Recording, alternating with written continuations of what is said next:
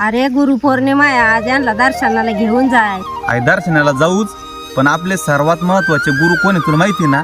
थांब भावेश सांग रे. गुरुविना जीवन व्यर्थ आहे. जर गुरुच नाही मिळाला तर हा ध्येय काय कामाचा. मग गुरु म्हणजे काय, तर जो वाईट कामापासून दूर करतो, सत्कर्माचा आणि यशाचा योग्य मार्ग दाखवतो, तो गुरु. जसे प्रत्येक जण सुरुवातीला मातीचा गोळा असतो, उंबर मातीच्या गोळ्याला योग्य आकार देतो, तसे आपण असतो.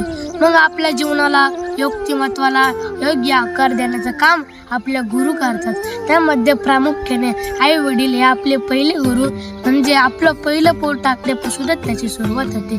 कारण प्रत्येक आई बापाची इच्छा असते की माझ्या मुलाला योग्य संस्कार होऊन हे संपादन करावं. ही गोष्ट प्रत्येक वडिलांनी लक्षात ठेवली पाहिजे की आपल्या आई बापाचं नाव खराब न होता ते गाजत कसं याकडे लक्ष दिलं पाहिजे. दुसरे गुरु आपले वंदनीय शिक्षक वर्ग, कारण जीवनाची खरी सुरुवात त्यांच्यापासूनच होते.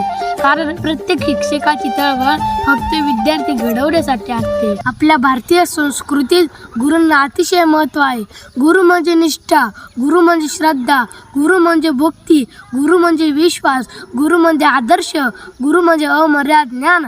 आणि हेच ज्ञान आपण चांगल्या प्रकारे आत्मसात करून पुढच्या पिढीपर्यंत पोहोचवणे हाच गुरुपूर्ण करण्याचा मार्ग आहे.